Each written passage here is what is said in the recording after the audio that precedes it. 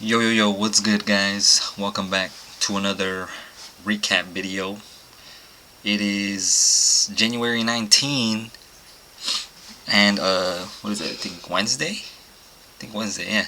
This week's gone by way too fast. Um, so BBIG back at it again, just as I mentioned yesterday. Remember I said, day 5, potential move for day 5. So basically, after yesterday's move, today was first red day. And the way that I define, or the way that I see a first red day, is when you have this obvious trend break. And as you can see, the 30-minute trend was kind of holding this entire time, and you finally see a EMA trend break. So this was pre-market right here when it broke. Some people were probably thinking it was gonna gap up, but as you can see, it started gapping down pre-market. So I was like, alright, I think longs over 550 bagged, holding the bag, or longs at 5 are either thinking I'm looking to sell over 6, or I'm just gonna stop out if it goes below 470. So that's kind of where you get that panic. You get that panic selling. And I guess I was looking for a move into this 440 support, possibly 480, and then 490s. I guess, see, it ended up touching 4 low days, so I guess there's still more meat on it, but either way, I was able to catch that first, big move that I was looking for. So yeah, you got this obvious trend break, stuffs, fails, breaks the trend, and now you got the backside. So it was 4 days running, green days, and then the 5th day was first red day. So now let's zoom in a little bit, just so y'all can see what I was looking at. So, okay, pre-market.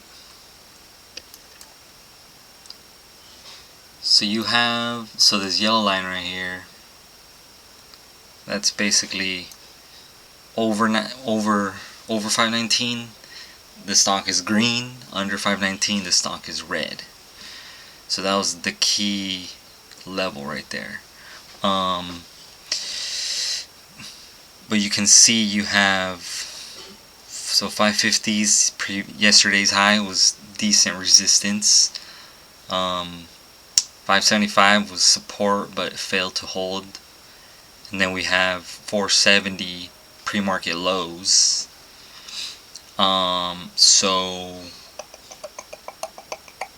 at this point, you're basically looking for a break under that 470, but potential pop into 525, 550s, maybe 570s if things get loco. But my first thought was, let me scale in around 525s over that previous high right here. Look, well, 525 right there. But then we have also that 535, which was another decent resistance. So it's in between that area where you want to see if there's selling pressure going on. And then we had this 490 support from over here. So right here, it kind of, I was waiting for a move over 525 out the open, but once it failed to get there, I was just basically like, you know what, I'll start scaling in here, but I'll be willing to add all the way up into 550. But we weren't, it was kind of failing to get up there. But I did notice that it seemed like it was going to try to trap every high. So, maybe the 1 minute looks a little bit more clear. Let's look at the 1 minute. The 1 minute. I go to 1 minute. So you guys can see what I was looking at the open. 1 minute, a little more detailed, So we got, so basically, I started scaling in because I was looking for that 490 break, but I wasn't gonna let myself get stopped out by oversizing too early, So okay.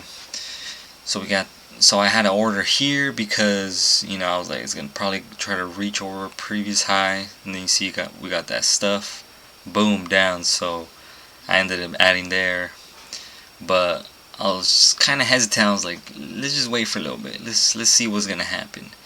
And I was already thinking it's gonna try to go over that previous high. Little did I know, boom, there it goes. But I put an order right at the 520, because I was like, it's probably gonna try to retest that red to green line. So boom, we got that. And then as it failed, I added again, and then again at the 510 line. And then once it got up here into 525, I was like, I'm gonna add that order that I had there waiting. And it just kind of consolidated here, and then boom, we got this break back under the 520 line, 519. And also you got this little trend break. Boom, once that broke, I added the rest, as you can see right there. Then basically as it I was already thinking, alright, I'm already in full size, a little bit more than usual because it's the first red day. And I just thought to myself, I'll just start scaling out at 5, because I got some orders above 520, so I'm okay if I just start piecing out, spreading out my orders, so that I could catch the meat of the move. So basically, I just split it up. I just divided it. At first, I started taking probably like 8%, and then I started doing 10, 10, 10, 10, 10, 10, 10, 10, 10%, 10%, 10%, 10%. I'm just trying to scale out, Some of them might have been 5%, but it all adds up there.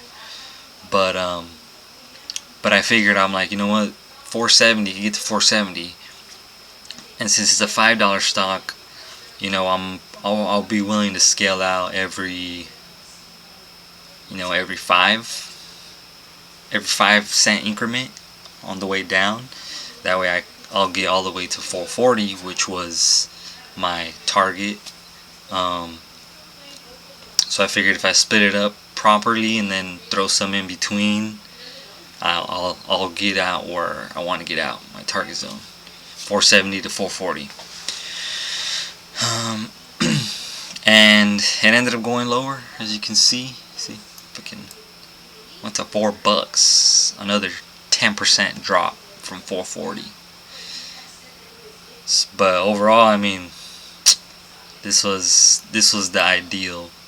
This was the setup I was looking for when I traded it yesterday. But now I see what I should have looked for and what I should have known to not short on the day that it was still gapping up. But the day that it gaps down and breaks a major trend, there's your key. So now I'll definitely know this for next time. Be even more prepared. But yeah, that's it. Fucking BBIG. Hope you guys like this video. Make sure to click the like button, subscribe, and post any comments down below if you have any questions, or join my Discord and you can ask me questions there. My Discord link is below in the description, and we'll see you guys on the next one. Until then, peace.